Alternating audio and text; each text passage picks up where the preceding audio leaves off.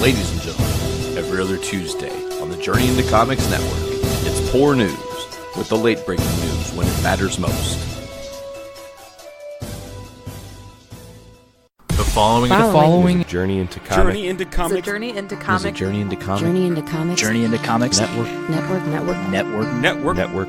Production. And here we go. Ladies and gentlemen, you're listening to Journey into Comics, the podcast dedicated to all things nerd, with your host, the podfather himself, Nate Phillips. Showtime, a-holes. What's up, ladies and gentlemen? Welcome to another episode of Journey into Comics. It's Journey into Comics 211. I'm your host, Nate, and today I'm here by myself, as typically. Today, it's October 1st. I hope you guys are enjoying your start to the October season. Halloween is only 30 days away. So the last time I talked to you guys was before our trip to Columbus, Ohio for Natalie's wedding. So I'm going to fill you guys in on what happened there. The girls and I took off on Friday. We took our time driving south. We had the piano in tow with our stuff because Sarah was going to be performing at the ceremony. And we drive into Columbus, and we get there in the early, late evening, and we're staying in an Airbnb, which was the first time I've ever stayed in an Airbnb. I'd never done that before, so that was interesting. Veronica's aunt had actually rented this big-ass house. She's like, there's tons of space. We've got room for you guys, so if you want to stay, please do. And we were like, yes, that would be cool. Fucking A, that'd be great. So Sarah and myself, Veronica and Ollie shared a room, and it's typical life. I mean, it wasn't anything we weren't used to that much. So we, Ollie is a light sleeper, so sometimes he wakes up real crazy early, as toddlers and young budding children do. So the first night we were there, it was a little bit hard to acclimate. We had lost an hour of time in the drive, so a 4-hour drive took 5 hours for us, and it was nighttime by the time we got there. And then we to pull into the Airbnb, we had to go down this really tight fucking alley, and it was oh my god, if we fuck this up, we're gonna wreck. And we didn't luckily wreck. So we go into this tight alley, and it takes us down to the part where we can park, and we park, and we have this big house to ourselves. And it was great. The first night was pretty easy because it was breezing into the weekend. And I felt all right. Nothing really crazy was going on. And then the next day, we had to get up early, kind of-ish, because everybody was getting ready. It was the wedding rehearsal was Saturday. So we got up early, take Sarah to the church, or not to the church, to the venue, sorry. Typical form for people to get married in churches, so it's in my head, but I know that it's not standard anymore. People aren't typically doing that anymore. It's a thing of the past to be religious. You should move on from those terrible constructs if they're in your mind. And we do a whole podcast on my beliefs in religion and why I think that if you're religious, you're being duped, and there's deep looks into the history of what the Bible actually was. If you're Christian, because people are religious in other religions as well. And I wouldn't go out there and call myself an atheist either. I wouldn't say that Nate is a full-blooded atheist, because I think atheism can almost have a negative connotation, because I think a lot of atheists are assholes. They think, oh, well, I while I have a strong opinion about why I think religion is bullshit, if there's something after this life, I don't know. I don't have any clue. And until I see it, I can't believe it. So that's my thoughts. But anyways, so we go to the venue, the Highline Car House, and they figure out the wedding and how it's going to go down and all the little intricate details. We then head back to the Airbnb, chill for a little bit, and then we have to all get together and go to this, it's like a pre-wedding celebration with the families. And we're at the pre-wedding celebration with the families, and I kind of feel a little bit duped a little bit here. I kind of feel dumb because on the wedding invitation, it's and swimming. And let me tell you, folks, last weekend, it was fucking cold in Columbus, Ohio. So I was swimming? I think not. Haha, that's not going to happen. So we roll up on John's house. It was family's house. Big, beautiful fucking home. I like saw like 1% of the house, and I was in it for a couple hours. And then, of course, outside too as well. So Ollie's really like, I want to swim. And I'm like, listen, bro, that water's going to be cold. If you get in that water to swim, you're going to be cold. And then guess what's going to happen? You're going to get a cold, and then it's not going to look good on you being sick. So let's not swim. And he's like hell-bent. And I'm like, all right, V, what does mom think? Veronica, what do you think? And she goes, well, I don't think he should swim it if it's cold. And somebody goes, well, it's heated.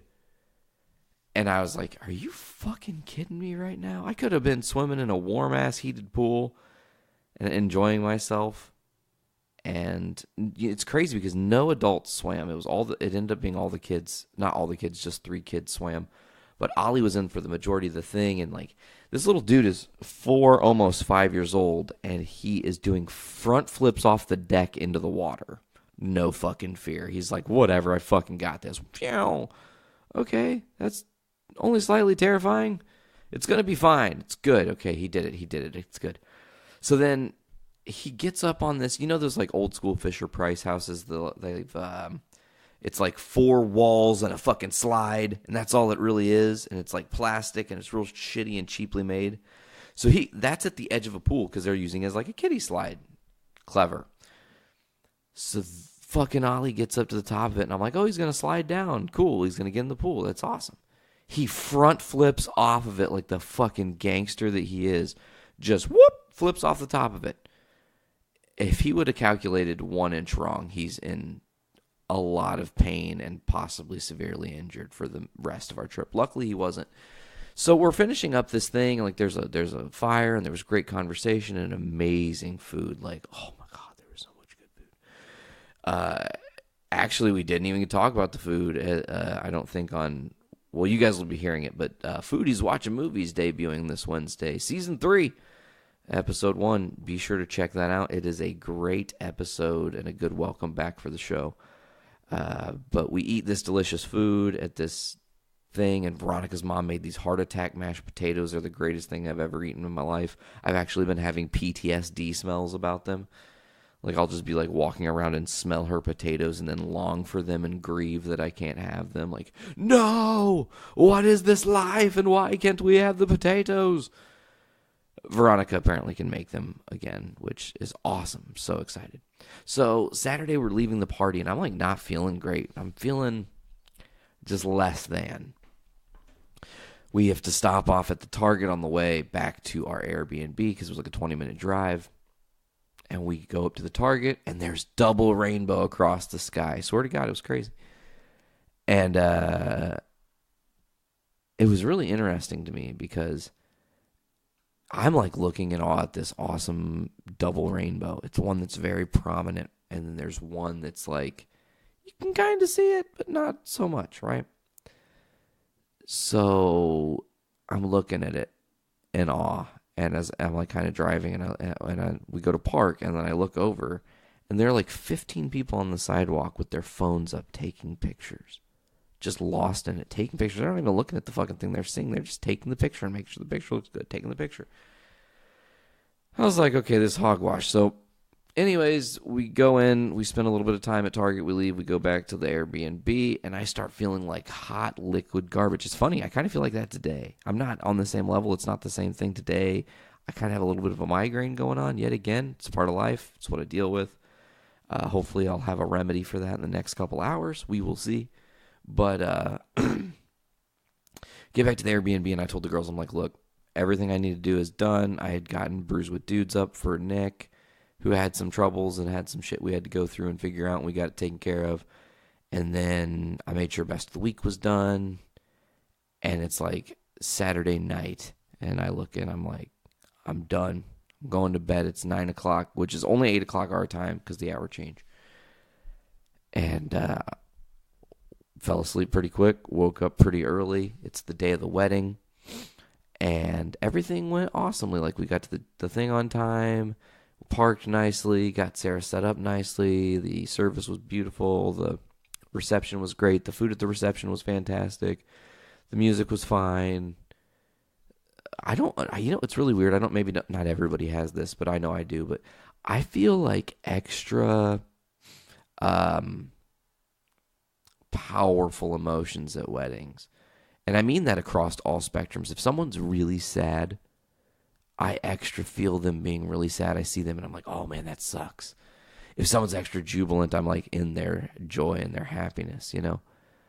If you know, there's just, it was really interesting to watch Veronica's little sister, who I've known for the entire time I've known Veronica, get married to John Sand, as it were. His name's not really John Sand, but that's what they call him. And Veronica's stepdad, Ken, and Natalie's father was a part of this whole thing. And I've seen he's very stoic. He's very chill. He doesn't put on a lot of emotions, right? Like, everything is pretty normal. So he's on the dance floor for the first dance between him and Natalie. And he's crying, and it's making me cry, and it's making a lot of people just weep, because it was just a very powerful moment. Ken's not that kind of guy. Like, he doesn't show a lot of emotions, and I maybe showed too much emotion, but that was a beautiful thing. And then we get done with the reception, and we head back to the Airbnb, and we were thinking about heading home, but there were some issues because everyone needed us to take Oliver home, which makes sense, you know. But we didn't take him to Ohio. He rode with his grandma, and apparently it was really good.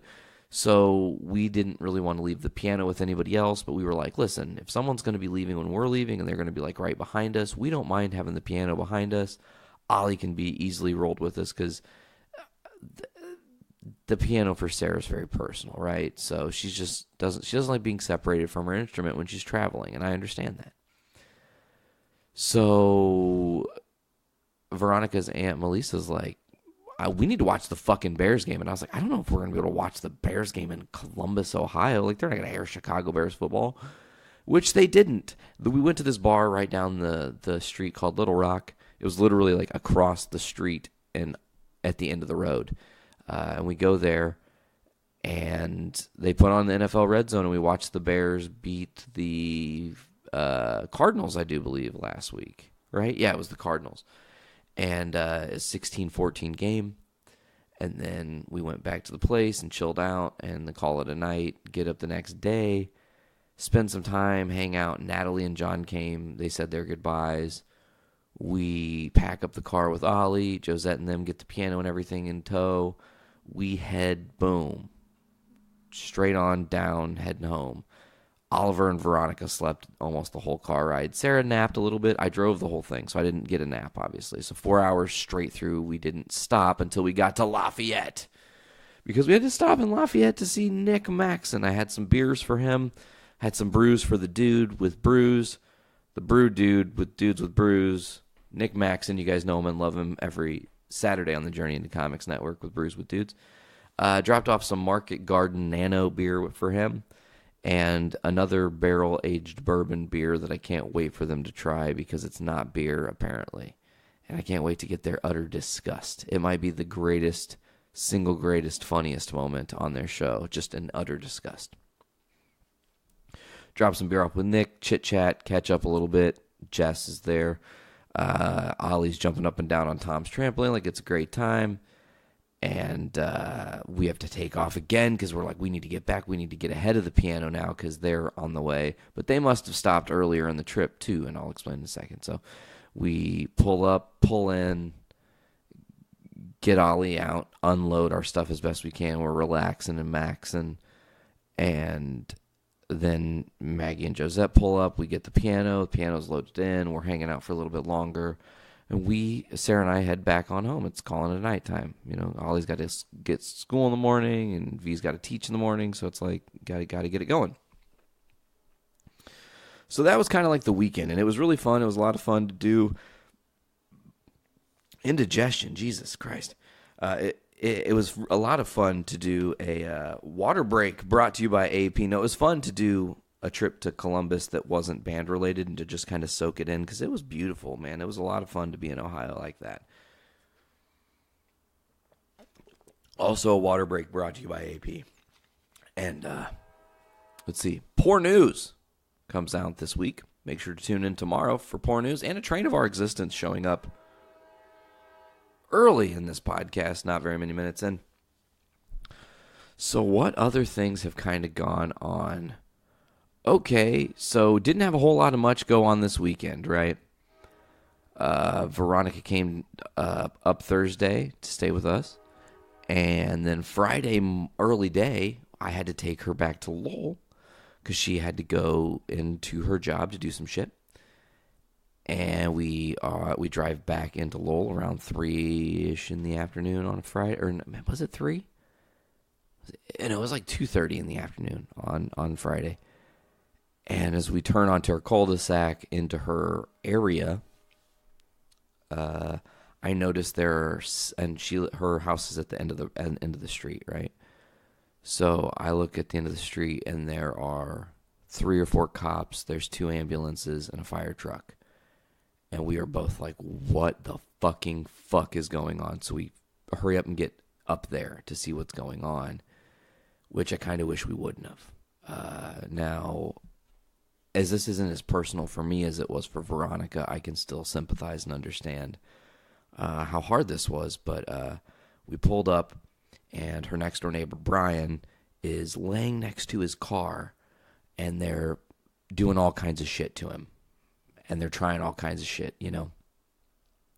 But it doesn't look like he's talking to them or anything. It doesn't even look like he's alive,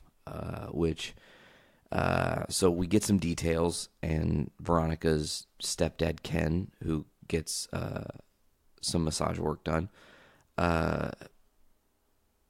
was there for his appointment and saw Brian on the ground, rushed over and gave him mouth-to-mouth and shit, tried to save him. I don't know. I guess from what Ken said, he seemed cold when he got there, so it was like maybe already too little too late type thing. I don't know. Then, like, by the time we got there, they were using the fucking defibrillators and shit and trying to fucking do all kinds of stuff and whatnot, getting him up onto a fucking stretcher and what have you. It was fucked up, man. I've never really been that close to death, and I'm pretty sure that guy died. So it was really, it fucked with me. Like, it was really hard. I was taken aback quite a bit, actually. Because, like, we pull up, and it wasn't what we were expecting to pull up to. Like, we have turned down her street a million times to take her to that house to do whatever, you know, and to get ready for whatever we were doing or go to shows or whatever. And to see the ambulances so close to her house, first of all, was a great panic inducer. She does have an old grandfather that lives with her and her mom. And then her mom's there, and her mom is in great shape, but crazy fucking shit happens, man. You can't predict how this all goes down for each of us. We all have our own fucking weird journey, you know. Somebody who's listening to this today, maybe they don't have it tomorrow, and I'm sorry if that's the case. Like, I don't want that to be the case for any of my listeners, but I'm just, you know, it's fucked up how that all works, and it was, it fucking set the tone for a strange weekend where it was just like, that went really south, and that kind of ruined Friday. Then Saturday, we had to get up in the morning, go to Lowell again for Ollie's soccer game. Shout out to Chris Plant and Miss Ashley from the Kids for Sale podcast. Their kids play with Ollie on the same soccer team. Ollie was goalie when we got there, which was awesome. And then he was offense and was doing pretty good. That kid has a huge engine. He just never stops running. And then, you know, I didn't really get to talk to Chris and Ashley. Situationally speaking, it just didn't pan out that time, which was unfortunate. You know, I hate when I don't get to have the luxury of interacting, but the game was kind of parent stuff, I guess. Anyways, so Saturday after the game, we drove back north, hang out for a little bit. Sarah's finished up with her piano lesson. We load up all the podcasting gear. We drive what should be only an hour and 20-minute drive to AP's house, and it takes us 2 fucking hours because traffic and accidents and stupidity. 94's traffic was bullshit. It was crazy. It was just like, it was the longest trip ever to get to AP's house, and then we only got to just like briefly see AP and Liz to do the Foodies Watching Movies that you guys will be listening to here on Wednesday. Hopefully you guys enjoy that one. But we did that. We came home. We had Sonic last night. That was pretty good. And then today has just been kind of a recovery day and hanging out. And I was feeling okay this morning. And then I don't know, 4 o'clock or 3 o'clock or so, I started getting a little tinge of a migraine, and it's definitely got its grips on me, folks. And I maybe to those of you who've never experienced a migraine, envision someone taking wood splinters and trying to insert them under your skull, but with no regard that your skin is there. So it just kind of pushes through your skin. So my neck aches from my migraine aching. It starts in my neck, and my neck aches to the point, and it sucks. Or sometimes I'll be sitting, and it's a day where I've been on the computer for several hours, and I'll just have been too fucking lost in the screens, and I will make my eyes start to, my migraines trigger for any different thing. Being around any cigarette smoke for any amount of time, trigger. If I drink a beer, sometimes it can very easily trigger me to have a migraine. Sometimes when I've done Brews with Dudes, it's do it with caution, dude. And by sometimes when I do Brews with Dudes, I mean the one time I did Brews with Dudes and the one time I did Brews with Babes. So migraines are no fun. They fucking suck the life out of you, and it was oh my God, I have to record tonight. And shout out to, I'm glad I said something, because next week, folks, I'm not going to be here. The Podfather's going to take off a week. I'm going to have fill-ins. The lovely dudes over at Podcastrophe, Tyler and Dick, are going to fill in doing a journey into comics for you guys. Hopefully they can review Venom, because I think they will be going to see that in theaters this weekend or next week, whenever it is. So maybe they will get to review Venom, and that will be a lot of fun to check out. I'm looking forward to whatever they bring forward on their episode anyways, regardless. So let's go ahead. We've discussed what's been going on in my world and talked about the happy life and the sad shit that's happened. Let's go ahead and get into some news. We're going to briefly cover Star Wars, and then we've got a lot of Marvel, a lot of DC news this week, folks. So to first start this thing out the gate, let's talk about Lucasfilm president and Star Wars producer Kathleen Kennedy getting a contract extension. Hollywood Reporter recently revealing Kennedy's new deal will put her in Lucasfilms until at least 2021. And does it say a value? Looks like a mini bike of our existence. That was fucking loud. Let's see. Let's go ahead and read this article here. It says, after turning out 3 hugely successful Star Wars movies since Disney's purchase of the franchise years ago, Lucasfilm president Kathleen Kennedy is receiving a contract extension to continue shepherding the galaxy far, far away. Hollywood Reporter recently revealed Kathleen Kennedy's new deal, which puts her in control of Lucasfilms until at least 2021. After purchasing Lucasfilms from George Lucas for $4 billion in 2012, Kennedy has overseen 4 films that have went on to gross over $4.5 billion at the box office in less than 4 years, meaning they made their investment back and are now making money on the Star Wars franchise no matter what they do. Of course, this could be a shock for some who thought Kennedy might be outed after the poor performance of Solo, that film only grossing $392 million worldwide. And although that is good by some standards of other blockbusters, it's well short of the Disney expectation for the Star Wars franchise. Although The Last Jedi did receive mixed reception from fans, it did generate over $1 billion at the box office and was the top-selling home video release of 2018 before being supplanted by Black Panther a few weeks ago. Regardless, the poor reception to Solo has caused Disney execs to rethink their initial plan to release movies every year, which means we're not going to get official news on any of these other things. But it seems like Kathleen Kennedy is in the driver's seat, in control. I know some people don't agree with it. And honestly, you know what? I'm just going to say it. I've liked every movie that they've done in Star Wars since Star Wars is back. I like that we have more Star Wars, and if that means Kathleen Kennedy's around for another 50 years as the head of Lucasfilms, let's fucking do it. You know, maybe some people disagree. Maybe some people think that's bad. Maybe some people think they're trying to make it about equality for everyone. And it's like, yeah, it should be about equality for everyone, you fuck stains. Everyone should have an equal slice of the pie, even if it's not equal slice or equal cut. If listen, like, people keep getting shit on all over the world. People I love have been shit on by other people who are shitty people. right? Just saying terrible, gross comments or awful things or what have you. And it's like, man, why? You know, why? It's like fucking idiots. Everybody should be cool with everybody else. Like, if my shit isn't interrupting your shit, don't fucking worry about what I'm doing. If your shit's not fucking interfering with my shit, I don't give a shit. You know why Tyler and I get along so well? While we don't always see 100% eye to eye every day of the week, he's doing his thing, I'm doing my thing, and he's not pissed off at me because of that, and I'm not pissed off at him because of that. Do you know why Dick and I get along? Same thing. Do you know why anybody I'm friends with gets along with me that way? It's because we aren't assholes to each other. We don't try to start arguments. We aren't shitty with each other. If we disagree on something, sure, we can disagree on a view, but what you think doesn't break me. It doesn't make me less of a man because my opinion's different. So what? And I get it. Sometimes you want to listen, there's a certain side of these people that just are so loud that you need to shut them up by yelling louder. I get that. I do. I totally understand that. But fuck them also. You know, just fucking don't worry about their stupid. Ultimately, you got to learn how to not worry about the stupid, I guess.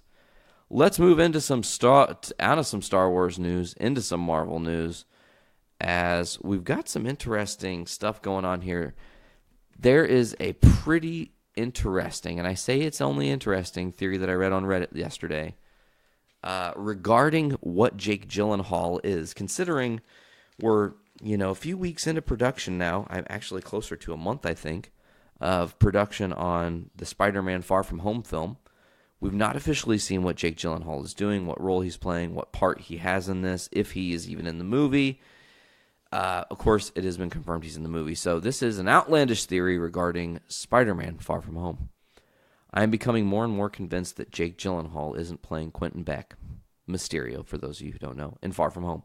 I think he's playing Norman Osborn. I'm not suggesting that Mysterio isn't the main villain of the movie. I'm sure that he is. But I think that he's going to be played by someone else, either J.B. Smoove or Newman Akar, who are both cast in mysteriously vague roles. Akar's character is called Dimitri, so he might be Chameleon, or it's a misdirect. I think Smoove is more likely, though. Either way, if the students are traveling throughout Europe, and if Mysterio is being villainous throughout the trip, it makes sense that Mysterio is traveling with them somehow. We got a recent behind-the-scene photo of Smoove with the students, which proves nothing, I am aware, but we haven't seen a single hint of Gyllenhaal. I know it's unlikely, but the MCU has been known to intentionally mislead us during the production process and in trailers. I think Osborn is going to be the sleeper villain for this movie. I think they're setting up a more central role for him in the third. Perhaps Norman pays for the trip to Europe for the young students, and his son Harry, Remy High, has just started at their school and he wants him to socialize. They meet Norman once or twice throughout the movie, where we see the difficult relationship he has with his son, and he takes an interest in young Peter Parker. Norman is moving his business to New York City, and the audience learns at the end of the movie that Norman has been behind the scenes pulling strings, like the mysterious buyer in Ant-Man and the Wasp. Perhaps he helps get Mac Gargan, Scorpion, and Adrian Toomes, Vulture, out of prison. He is setting himself up to hold a lot of power, leading into a third movie with Norman as the main villain. It's a pretty interesting theory here by Danish royalty on your Reddit. I like the theory. I like the possibility that Jake Gyllenhaal could be Norman Osborn, because that is insane casting of the best variety.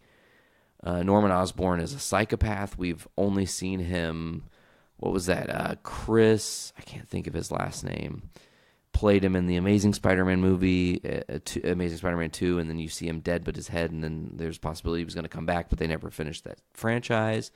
You had Willem Dafoe, obviously a great Green Goblin in that first Spider-Man movie with Tobey Maguire. I think Jake Gyllenhaal as Norman is a fantastic casting choice. I also think he's fantastic as Quentin Beck Mysterio, but I guess we just still have to wait and see. Now, interestingly enough, there was, and I know I want to make sure to talk about it so I don't forget here, set pics have leaked recently, and I'm not going to talk about the pigeon set leaks. Those aren't that really that interesting. I am going to talk about what we see in a stealth suit Say what? Say what? Say what? Say what? Bringing the black stealth suit. Now, that is not the black symbiote suit, mind you. This is more closer to your Spider-Man Noir, even though it's not Spider-Man Noir suit. But the stealth suit, the black Spider-Man stealth suit, appearing in the movie, is going to be awesome. I think it makes a lot of sense. Spidey is if Parker is Spider-Man, and then Spider-Man ends up in the UK, and people identify him clearly, that's the American Spider-Man. All his classmates are going to be like, weird. We went to that field trip in Washington, and Spider-Man was there, and that's okay. Look, that's okay. Sure, I get behind that. And then we're in London, and Spider-Man shows up out of nowhere. Like, why the fuck is he following us? And is it weird that every time Spider-Man's fighting, Peter is gone? I don't understand. Someone please explain it to me, because I don't understand. That's some of his classmates, you know.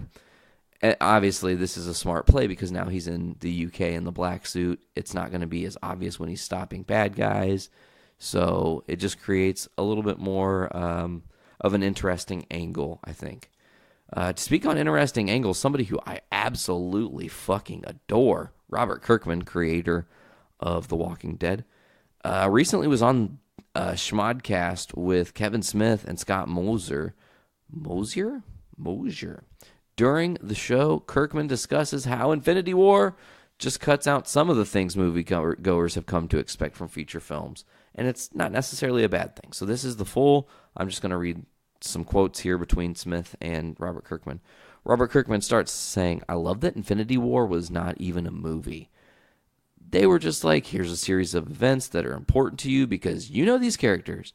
It's going to go from A to B to C to D because it's not a 3-act structure. It's like, whatever, man. You're paying for an experience. There's no recap.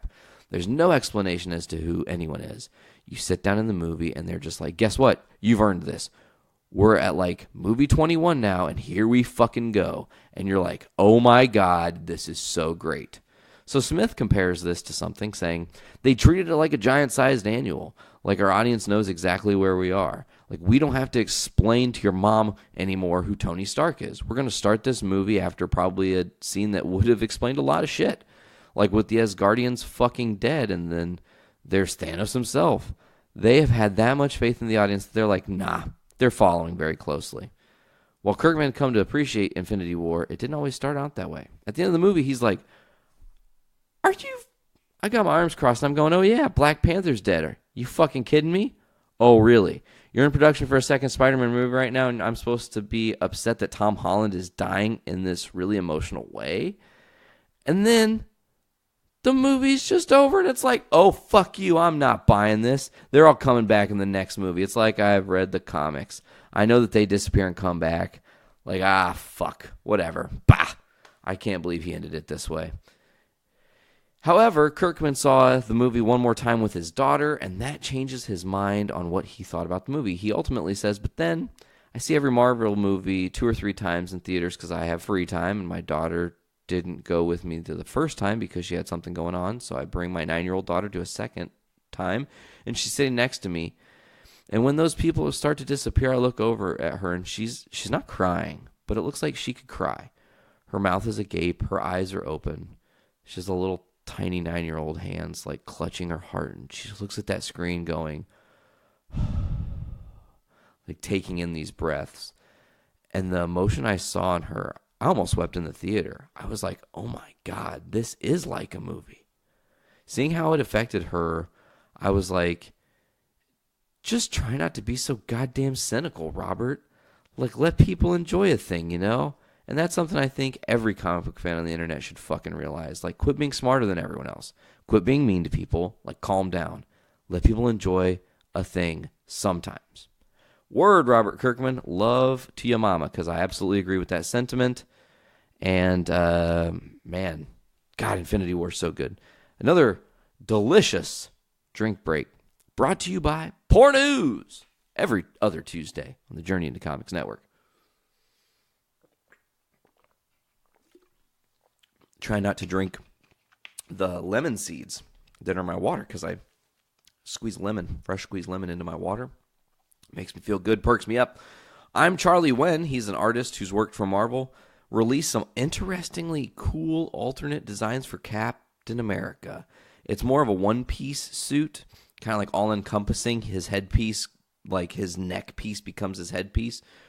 Ultimately, they don't go with this look, but it is a goddamn gangster look. I love it.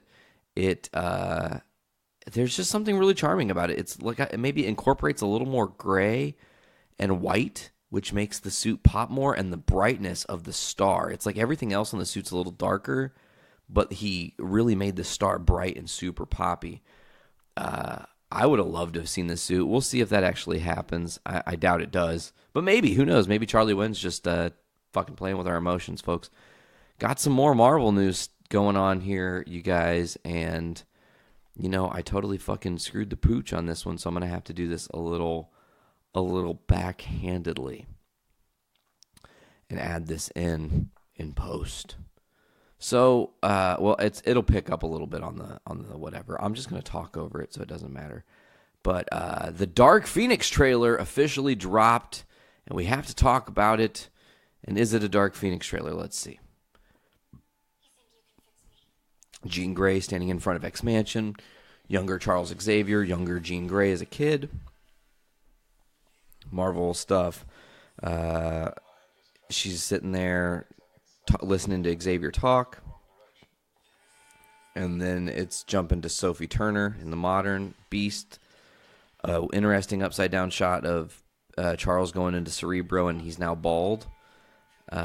Looks like Jean Grey and her family are in a car, and the dial on the radio starts to go crazy, and she clicks her feet together, and they crash into oncoming traffic. But she protects herself. Mystique talking to Professor X here. Jean Grey's looking for answers. You got Storm here. Jessica Chastain's new character who we're not sure of. Cyclops, who we have been confirmed is in love with Jean Grey, and they're together in this movie, kind of. Another shot of Hank. Another shot of Raven and Eric. It's really, I think we'll talk about that in a second. The cool new X-Men costumes that are a little more true to the classic X-Men look, which I do enjoy that they're kind of going back to that a little bit. I think we just saw a little teaser of Quicksilver running there. Phoenix bringing down a helicopter. Looks like the X-team was in space and she gets hit by something. And Hank blaming this on Charles. And apparently he thinks he's to blame for it. Magneto looks like he's putting on the helmet one last time. Maybe he was done with being a villain, but has to because she's becoming really bad. But maybe they're going to team up together, yeah, and it's interesting. Okay, you got a shot of Beast. There's a scene someone has died. Probably one of the X-Men. We got Nightcrawler. Jean Grey taking in the Phoenix Force. Her face is cracking. And the Dark Phoenix logo. Now, let's talk about it. I don't like it, personally. I told you guys what happened in the trailer. The trailer centers too much around everyone else talking about Jean. The movie trailer, this trailer doesn't show off that she's going to be this ultra-powerful mutant with the Phoenix Force. I feel like they've definitely overdeveloped a lot of characters and left a lot of characters underdeveloped. Like, I didn't connect at all when I'm looking at Cyclops on the screen or on looking at Storm or Nightcrawler. I was just like, okay, they're there, cool. They're the X-Men, cool. Like, honestly, it's weird because I feel like we're at the point now where it's that people are ready for the good X-Men. Like, everyone is on the same page. Like, okay, Marvel, get X-Men so you can do it right. And maybe Marvel wants to take some of this cast. Maybe they can take this cast and redo the whole thing and start from them and do something epic. Who knows? Maybe they'll recast a bunch of younger kids and a new, Xavier, and something really special will happen. Marvel has always been good with what they're doing. I'm not the only one that doesn't really like this trailer, and I don't think it offered itself to the actual storyline of Dark Phoenix. Now, I know Robert Kirkman was just telling me to let people enjoy it, and sure, if you want to enjoy this movie, by all means, go ahead. Because I'm going to give it a chance. I'm still going to see the movie, but my first reaction of this trailer is just like, I don't think that's your best foot forward. It didn't get me fucking hyped. It wasn't Captain Marvel hyping. It wasn't... honestly, one of the best examples was that the third Avengers Age of Ultron trailer, where they showed Vision for the first time, like they showed his eyes and it was all robotic. That was hype. That showed you more and more and more, and they kept building on those trailers, you know. So I just, I think we got a couple quotes here, some people on Twitter saying, let's see here.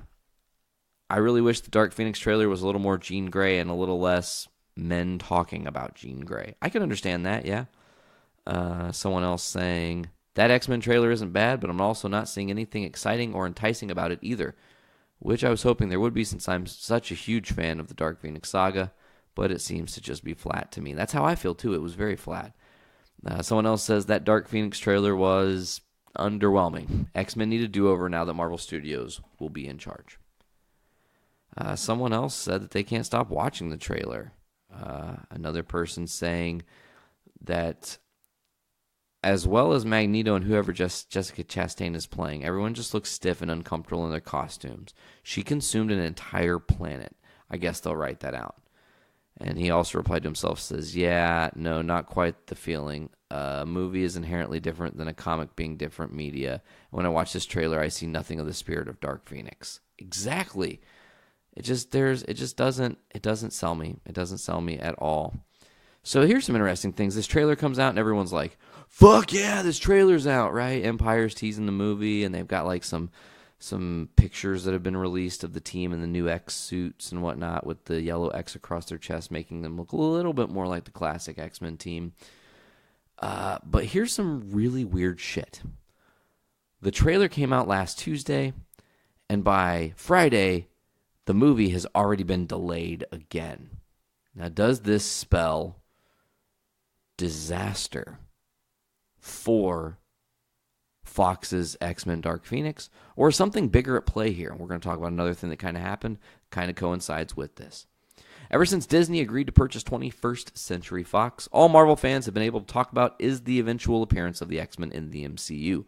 Well, on Friday afternoon, another interesting move has these fans wondering if a crossover could happen sooner rather than later. So as I was saying, just days after the first trailer of Fox's upcoming X-Men movie, Dark Phoenix, arrived online, Fox announced that the release date for the film had once again been pushed back. Instead of hitting theaters Valentine's Day 2019, Dark Phoenix will now release June 7th.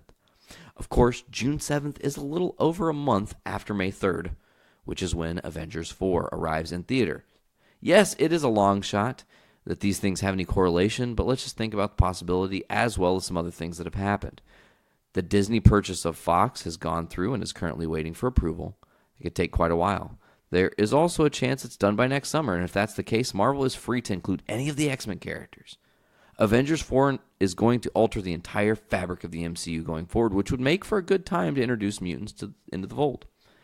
Speaking of time, Avengers 4 is also going to include elements of time travel into the story. Dark Phoenix takes place in 1992, and releasing it after Avengers 4 could be an easy way to at least reference the earth-shattering events that take place. We also need to look at the other announcements that were made on Friday, as one of them helps support this theory just a bit. Along with the shifting of Dark Phoenix's release date, it was revealed that there's a PG-13 version of Deadpool 2 that will be releasing into theaters this Christmas season. Sure, this could just be a money grab trying to sell an R-rated product to a younger audience. However, it doesn't really seem like this would be a Disney move. Deadpool is easily the biggest money-making character in the X-Men franchise. He's the only character that Disney likely wouldn't want to recast. The issue would be figuring out whether or not the R-rated Deadpool could fit in with the family-friendly MCU. What a better way than to release a PG-13 of the character into theaters and see how he does. Now, obviously, that is a stretch, and these decisions aren't final or even possibly going to happen. We're just going to have to see, but I love that concept, and it's interesting to talk about the Deadpool thing because I don't know if it can work. And I've heard conjecture and rumor that Fred Savage is going to reprise his role from Princess Bride into Deadpool 2, the PG-13 version. So, he's going to play the kid, and then Deadpool's going to play Grandpa and tell him the story of Deadpool, but, toned down a little bit. So I guess they're going to make it...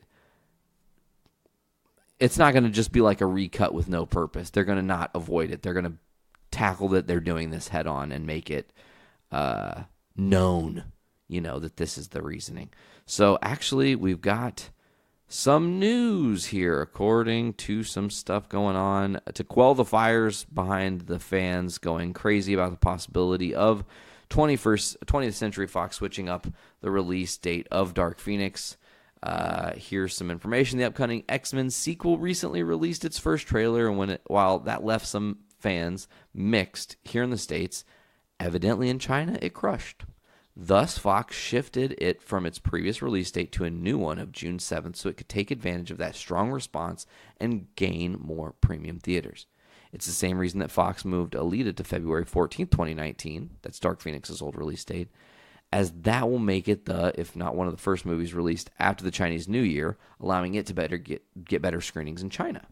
For Dark Phoenix, this is obviously the second release date delay, as the film originally held a release date of November 2nd of 2018, then was moved to February 14th, and now will be debuting June 7th of 2019. Hopefully the third time is the charm. Director Simon Kinberg talks about wanting to embrace the cosmic aspect of the story. He says, I always look at the comics, obviously, as the touchstone for the movies. As you know, and all fans know, there's a lot of comics, cosmic extraterrestrial stories in the X-Men lore. It's not something we've explored in the past. It's something we've certainly begun to explore in this movie, and if it's appropriate to whatever the next movies would be, then I would absolutely do that. It's something I think audiences have almost grown accustomed to now, given that the Marvel movies are so often intergalactic. Let's go ahead and lastly, before we get out of this Marvel/Dark Phoenix news, let's go ahead and read the official synopsis for Dark Phoenix, saying, in Dark Phoenix, the X-Men face their most formidable and powerful foe, one of their own, Jean Grey. During a rescue mission in space, Jean is nearly killed when she's hit by a mysterious cosmic force. Once she returns home, this force not only makes her infinitely more powerful, but far more unstable. Wrestling with this entity inside her, Jean unleashes her powers in a way she can neither comprehend nor contain. With Jean spiraling out of control and hurting the one she loves most, she begins to unravel the very fabric that holds the X-Men together. Now, with his family falling apart, they must find a way to unite, not only to save Jean's soul, but to save our very planet from aliens who wish to weaponize this force and rule the galaxy. Damn. I'm cautiously excited. That's what we're going to say. I am cautiously excited for the future of X-Men and what Marvel's going to do. Because honestly, guys, even though these X-Men movies have been some great, some bad, some in the middle, all over the place, they don't matter. I hate to say it like that, but if you're not a part of the MCU and you're not a part of that interconnected tissue, you don't float in the water at all. I mean, even movies that some people would argue are bad MCU movies are still great MCU, or they're still good movies because they're a part of the MCU and they tell a bigger story and they help to further the plot of Marvel and what they're trying to accomplish. And if you look at what Infinity War has done and possibly Eternity War, which might be the name of the sequel, it just, Marvel's got their shit together. And if you're not on the Marvel train and you're not a part of that interconnected universe, it doesn't matter.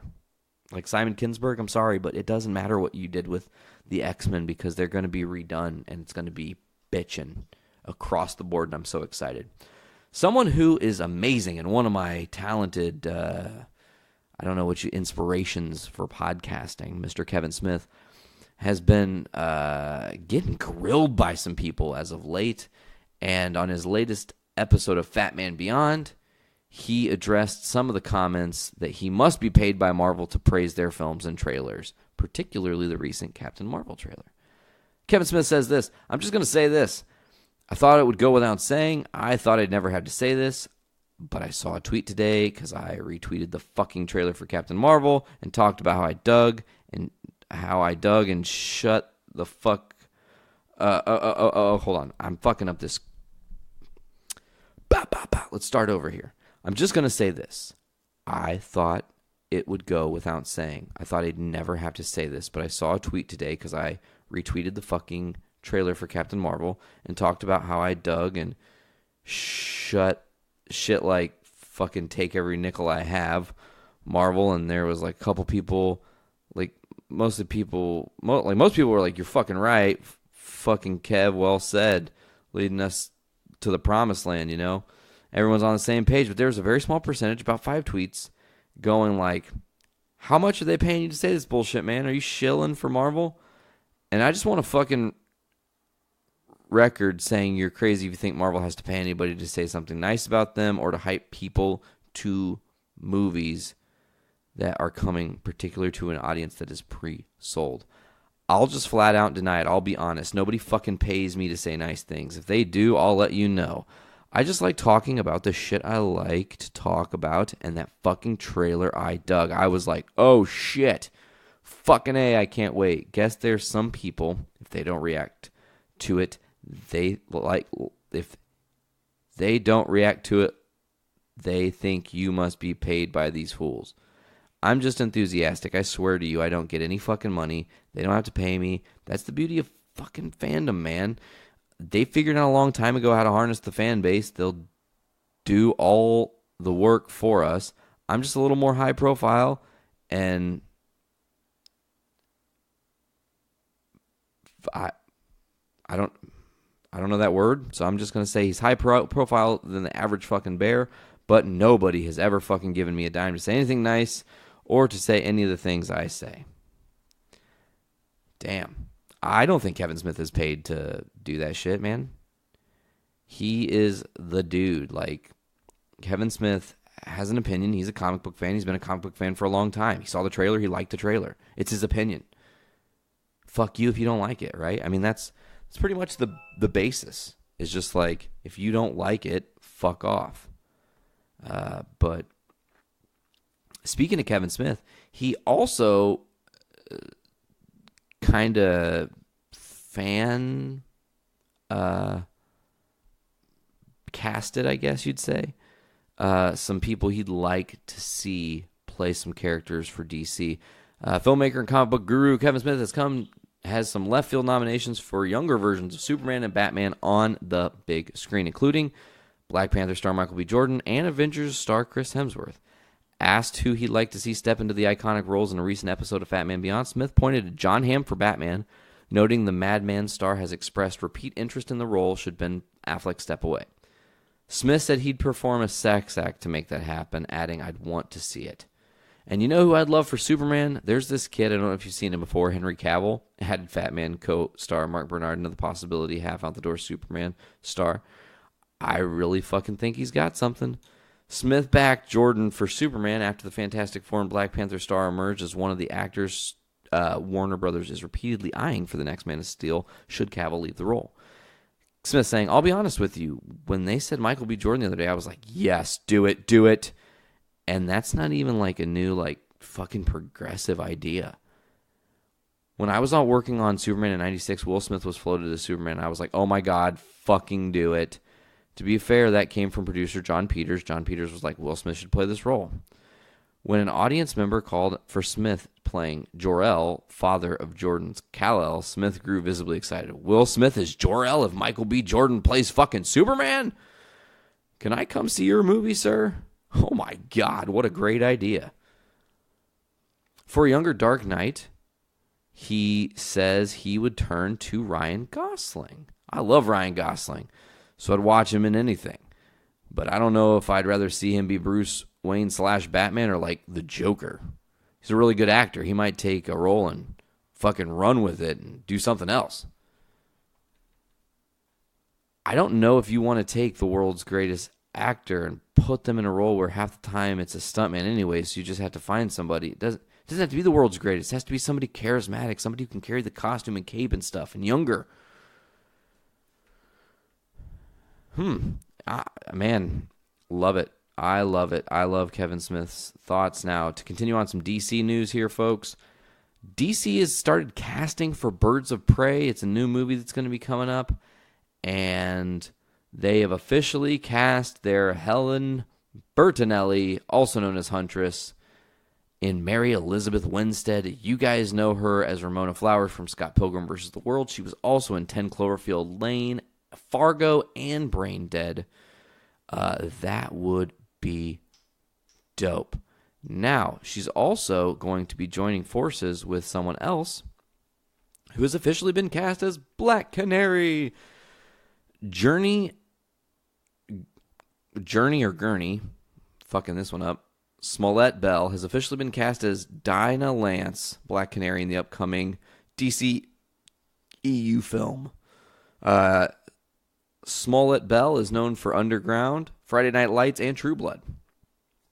And awesome that they're putting this movie together. Also, apparently this movie is going to be like the where's Batman in this universe, or why Batman's been gone for a while, or something like this. Might be their actual rebuilding point where they take away some of the shit they don't like. I think I say it every time, man. Warner Brothers, stop for a time and then start over, because clearly you are running on a log in water and your head is too far away from your ass right now, and you're about to fucking fall in. And it's going to be embarrassing. Listen, Aquaman's going to be good. We don't have any questions about that. Wonder Woman 2 is going to be good. We don't have any questions about that. Shazam is most likely going to be good. We don't have any questions about that. The questions aren't about the movies that are out or coming out soon. The movies are about the movies that have already happened. The movies that you want to make such cornerstones of your universe. I don't know. I don't really like it. Especially now that you might have to recast your Superman. Like, shit's getting intense here at DC. You might want to figure that out. You know who's going to figure some shit out for DC? Rocksteady. Now, why do I say that? So Rocksteady, the company that has released the Batman Arkham games, except for Arkham Origins, has been working on another game. And we keep getting these rumors of what it's going to be. But a new job posting and a 2019 reveal hiring for a highly anticipated AAA game shifts this to being that they're not working on just a Superman game. But Rocksteady could be very well working on a Justice League game, possibly titled Justice League Crisis or some variation of Crisis, maybe Heroes in Crisis. The official title hasn't been settled on yet, but it looks like it's going to be coming out for PlayStation 5, the Xbox Scarlet, and as a PC title. Release timeframe for the game wasn't given, but the post did hint more information on the next-gen consoles by saying both Microsoft and Sony will fully unveil new consoles in 2019.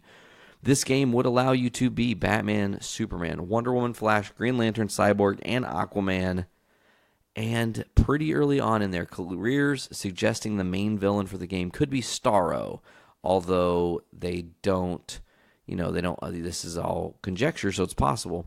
They do say that it could adopt a games as a service model with episodic content that would feature both Brainiac and Darkseid as other villains.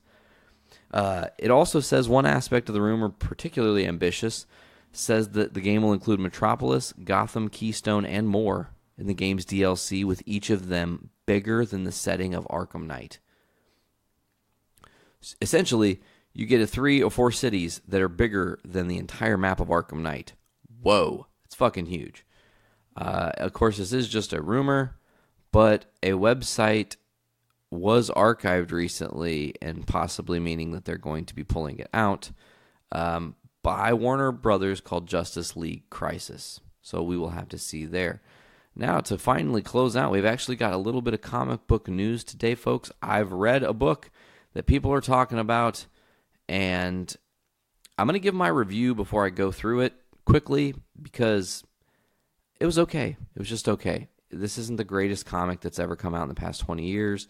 It's not the craziest story. It's kind of basic. It starts off in a diner, and this third and final drink break is brought to you by Poor News every Tuesday right here on the Journey into Comics Network. Oh, yeah. That water was tasty. All right, so I read Heroes in Crisis #1, and it was just okay. It doesn't give you everything. It leaves more questions than answers. It leaves you knowing that you're going to need to read more, but not sure if you're wanting to invest your time in reading more. Starts off with Booster Gold at a cafe in Nebraska.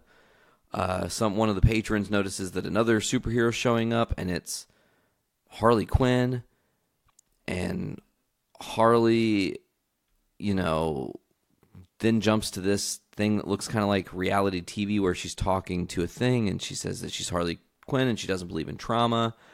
And she kind of describes that she shouldn't have been listening to the people that she was beating. She should have just beat them more with a sledgehammer. Bang, bang, bang, bang. And then she buries her hands and says, God. And it's like a flashback, and it's flash forward back to the diner, and her and Booster are talking, and she's like, can I tell you a secret? And Booster's like, I won't tell anybody. And she's like, I hate pudding. And she's like, I like pie. It smells like America. And then we get Superman flying towards this house, and you see a lot of birds flying around, and they're picking at something, and there's some scattering, and then there's this other guy, Blue Jay, and he goes, hi, I'm Blue Jay, I shrink, see? And in the panels it shows him shrinking to get big. I control it really well. Problem is I can't control it. Recently, sometimes I go to sleep, and then I wake up, and I'm tiny in my bed, and then I'm being smothered to death by my comforter because I'm under it, and I'm tiny, and I can't control it. Then it goes back to Harley, and she is fighting with Booster Gold, and she stabs him a couple times, but she doesn't, kill him. She's just trying to hurt him. Booster's like, please don't make me do this. I don't want to hurt you. And then it jumps to Batman and Wonder Woman and Superman's looking, and he sees a bunch of dead bodies. And then we go to this guy, Hotspot, and he's much like Harley, much like Blue Jay. There's this sign. It looks like kind of reality TV. I'm Hotspot. I have a catchphrase. I'm just warming up. It's good, right? I've been using it a lot. Every time I'm in a fight. Sometimes I get scared. But I think that a lot of people get scared like that. They just don't say it because they're trying to be something. We're all just trying to be something. But it helps, right? Knowing that you got something to say, right? Even if you go out, at least they'll remember you. I'm just warming up. And then Clark goes, Hotspot is confirmed. He had and you can see the Batwing and Wonder Woman flying. There's a thing he would say, Clark says. Wasn't there? I can't remember. Booster and Harley are still fighting. He finally grabs her, and poof, they take off into the ether sphere, flying. And Superman is at the entrance of a place called Sanctuary, and he says, no sign of the greeter. No reaction at all. Going inside, we'll check on Roy, and Arsenal and Flash are confirmed. Arsenal being Roy Harper, also known as Red Arrow, says, I'm Arsenal and I'm the superhero. Again, like the previous things, I'm an addict. So two things. When you start shooting up, it was for when I started shooting up, it was for health benefits. When I got no powers except sticks with things on them, you tend to get hurt in this game. And I was hurting in every way, so doctors had me on some pills and more pills, and I kept getting hurt, and then there were all kinds of pills. And you go to 6 doctors, 14 pharmacies, plus a guy who's not really a doctor, another guy who's only kind of a pharmacist. And one day you read somewhere that you're killing your kidneys, all with the pills. So you go to the needle to save your kidneys and maybe some money. But really, isn't that what superheroes do? Save things? Back to Harley and Booster. And Harley's been singing this whole time, and she ultimately stabs Booster while he's flying. And he goes, listen, do it and we both fall. And she goes, yeah, well, duh. And then you see Batman and Superman and Wonder Woman are looking over all these dead characters. Wally West is dead. Wonder Woman closes Wally's eyes, and Roy Harper's dead, and Hotspot, and all these different characters have been just viciously killed. And ultimately, Booster and Harley land, and they don't die. Oh my God. As the podcast is fucking happening, we have late breaking news. I'll get to that in a second. That's fucking amazing. Harley says, or Booster Gold says, you kill me and I save you even after you. We were all just there to get help. We were all the same. We all hurt. And then you, Harley, I saw you hurting us, killing us. Harley says, oh, Goldie, how deep did you crack? I didn't. I saw you. I stupidly ran from you like a coward or a freaking clown. Nah, Goldie, I didn't save him, but I didn't kill him. You did. Oh, shit. So then it goes to Booster Gold, and Booster Gold says, I'm Booster Gold, and I'm the greatest hero that you've never heard of, and you are Sanctuary, the robot super reality therapist built with Kryptonian tech and infused with the will of Batman and the compassion of Wonder Woman, and, of course, the honor of Superman. You help heroes who have seen too much or done too much. All us heroes, all fighting all the time, and because of all of that we're all messed up, including good old Booster Gold. So, okay, I'm here, I'm ready, I'm talking. Help me. And that's it. So, there's been crazy murders. Wally West, Arsenal, all these people are dead. Booster Gold thinks Harley did it. Harley thinks Booster did it. Batman, Wonder Woman, and Superman have no idea. Right? So, folks, I said there was some late breaking news. It literally just happened while we were in the middle of the podcast here, and I want to cover it. Also, I want to say Heroes in Crisis, not bad, not good. It's kind of a middle-of-the-road type dude. And I say that because, well, it's a middle-of-the-road dude. It's only okay. So, as I will say, go read Heroes in Crisis issue 1. It is worth a read. It has beautiful art. I am interested in seeing where the story goes. Did Booster Gold kill everybody in Sanctuary? Was it Harley? Is it somebody else and being an imposter for both of them? This book was something I just picked up because, well, everyone was talking about how it was going to be good, so I was interested. But guess what, guys? As we were hanging out and doing this cool podcast, it seems that the earlier thing that we were hoping for has not come true. Finally, after months of filming on top of rumors that Mysterio will be the villain of Spider-Man Far From Home, fans have finally got their first look at Jake Gyllenhaal and what could be the film's big climax. Martin Knapp, CZMarty7 on Twitter, posts a video. I'm going to play it now. I haven't seen it yet, folks. 2 cars. 3 cars. Can I, make this big? Yeah, I can. Okay. It's Jake Gyllenhaal, and he's got a cape. Oh, my God. He's got a cape. Definitely Mysterio. And it's a big carnival scene. There's a drone flying and shooting. And the drone's taking off and doing some filming. The guy's following the drone. Don't follow the fucking drone. Follow Jake Gyllenhaal in that cape.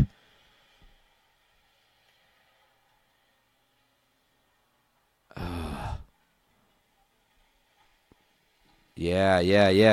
Jake Gyllenhaal, right there. I see him. Definitely looks like Mysterio. Oh, man. And of course, they take the fishbowl away. Oh. As we see, it appears that Spider-Man has bested his foe. When some law enforcement agents show up for backup, it looks like their fight has caused tons of destruction, as evident by the flaming debris that surrounds the theater of chaos. Ugh. Just give us an official picture of what he's going to look like. Anyways, folks, this has been Journey into Comics 211. I've been your host, Nate. As always, you can check out the Journey into Comics podcast at journeyintocomics.com. You can also check out the Journey into Comics network there, getting all the different shows across our network. Make sure to check into Poor News tomorrow, Foodies Watching Movies on Wednesdays. We got the dual show of Podcastrophe, both on its own feed now, podcastrophypod.podbean.com, or here on the Journey into Comics network. You can also get another episode of Kids for Sale this Friday. Brews with Dudes episode 50 drops this Saturday. Holy shite. It's epic, guys. We got a lot of shit going on, man. You guys can check us out on iTunes, Podbean, Stitcher Radio, Google Play Music, and Spotify. Just search Journey into Comics Network. It's where you get all the different shows on our network. And you just have to subscribe to one feed. Or you can go to patreon.com/journeyintocomics. Give us $1 for that early access or the exclusive content. Either way, as soon as the podcasts are edited, you're getting them first. And either way, when we have exclusive content, you're getting it when the main feed does not. This has been Journey into Comics 211, from a green goblin to a fishbowl. I've been your host, Nate. Thank you guys so much for checking it out. Let's do it how we always do. Tip our caps back and fill our brains with shit. Later, guys.